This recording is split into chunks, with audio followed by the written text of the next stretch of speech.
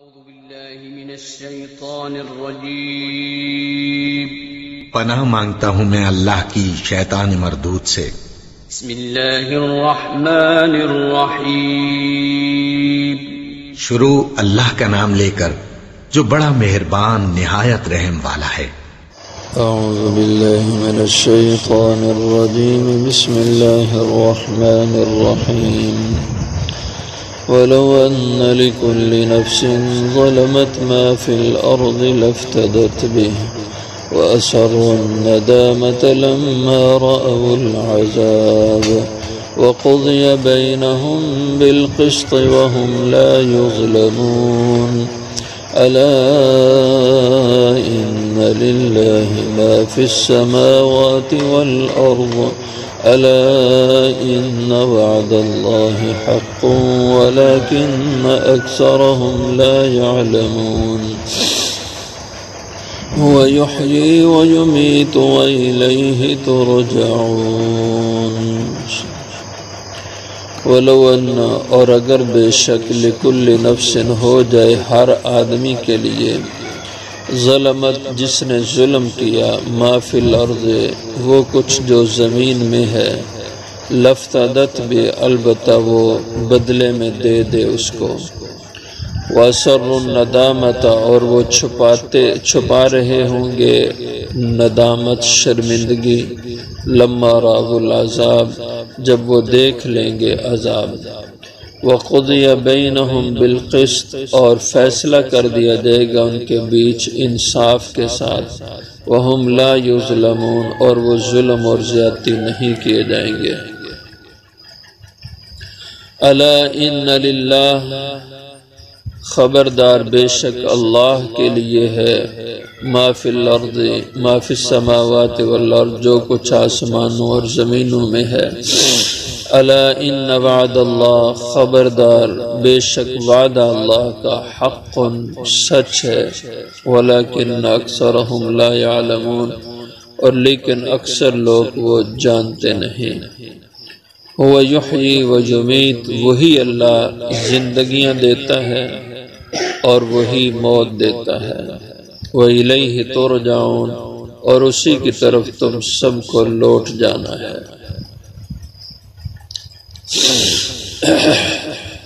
قیامت کے احوال کا ذکر ہو رہا ہے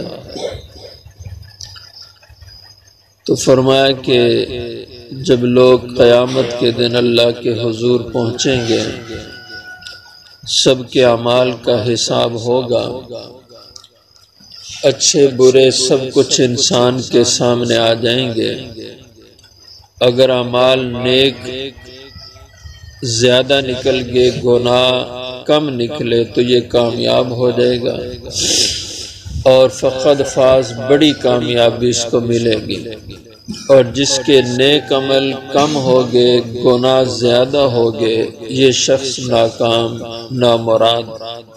اور عذاب کی لپیٹ میں آئے گا اور بعض ایسے لوگ بھی ہوں گے کہ جن کے نیک عمل اور برے عمل برابر ہو جائیں گے اب نیکیاں اور گناہ دونوں برابر ہیں اب فیصلہ اس کی جنت یا دوزخ کا کیسے ہو اللہ جل شانہ فرمائیں گے جاؤ تم کسی سے ایک نیکی لے لو تاکہ تمہاری نیکیاں زیادہ ہو جائیں تم کامیاب ہو جاؤ اب یہ آدمی قرآن کریم میں اس طرح کا مضمون ذکر ہے یوم یفر المرء من اخیہ وامہ وابیہ وصاحبتہ وبنیہ لکل امرئ منہم یومئذ شأن یغنیہ تو یہ اپنے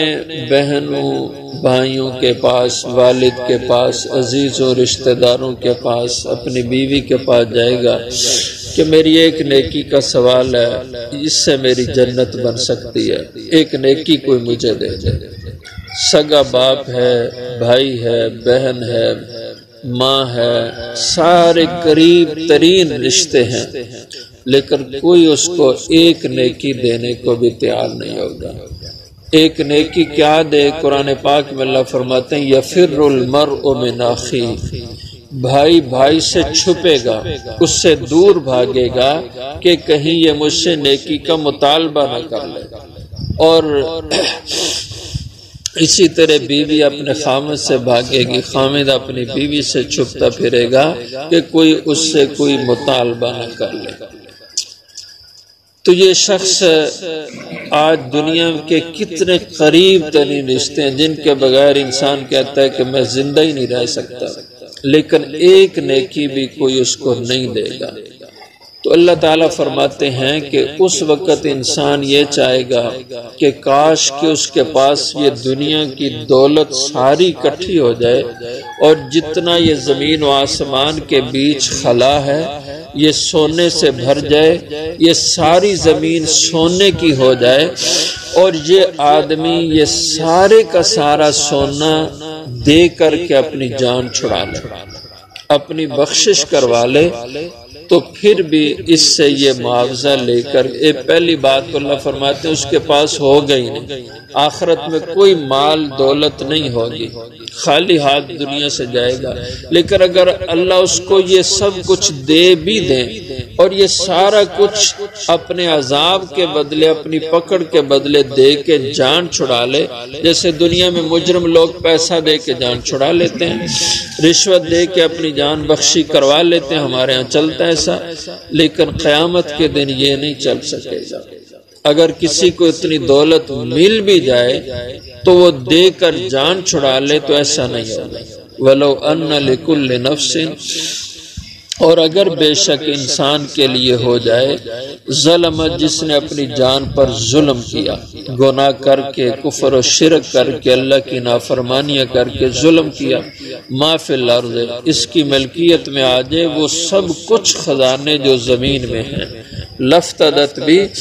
البتہ یہ اس کو فدیے میں دے دے، یعنی اپنے عذاب کے بدلے میں یہ مال دے کر اپنی جان چھڑا لے، اپنی جان کا فدیہ دے دے یہ ساری دولت، وَأَسَرُّ النَّدَامَةَ، لیکن ایسا ہوگا نہیں، ما تقبل من احدهم ملء الارض ذهبا ولو افتدى به، اللہ تعالیٰ نے فرمایا کہ اللہ تعالیٰ اس سے اتنی بڑی دولت، یہ خزانے جو سب سونے کی زمین ہو، زمین بھر جائے سونے سے، تو پھر بھی یہ چیزیں اللہ قبول نہیں کریں گے۔ اور اس وقت انہیں کہا جائے گا کیا تمہیں دنیا میں نہیں بتایا گیا تھا کہ یہاں دنیا کا سکہ نہیں چلے گا مال و دولت کا، آخرت کا سکہ وہ عبادات ہیں،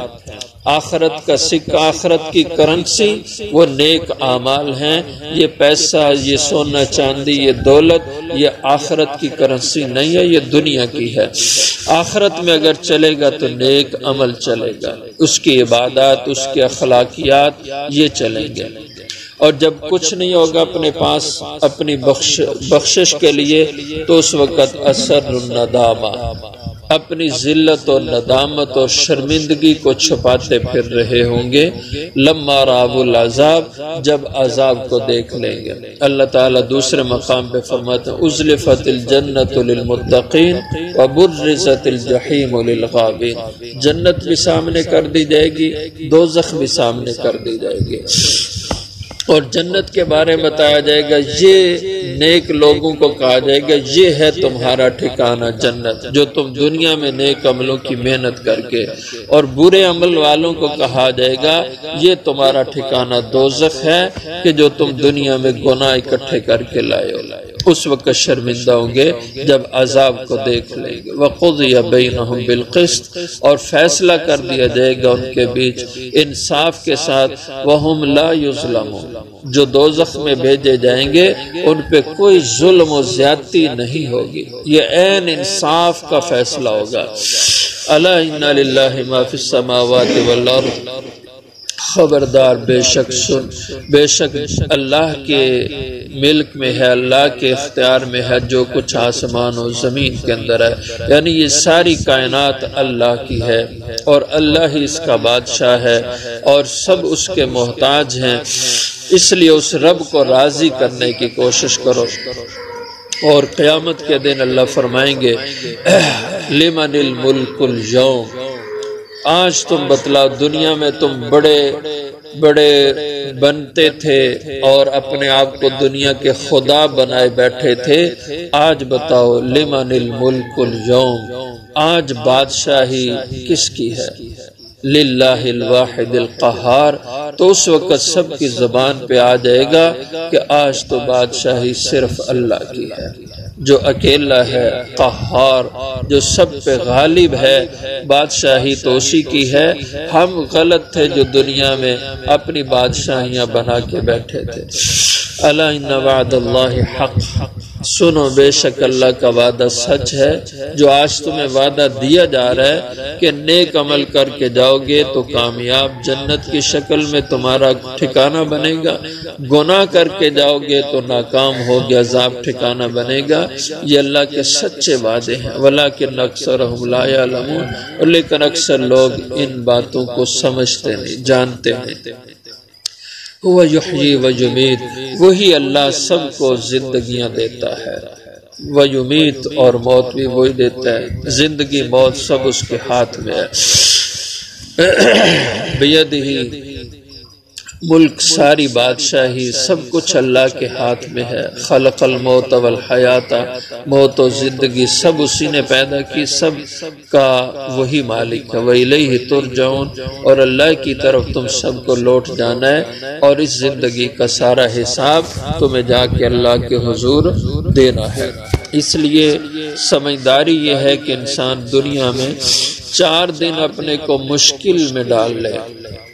اور راحتوں کو چھوڑ دے، عیش کو پیچھے کر دے، اور اپنے رب کو راضی کرنے میں کوشاں رہے، اس میں جت جائے تاکہ اس کا خاتمہ اچھائی، بھلائی اور نیکی پہ ہو۔ آخر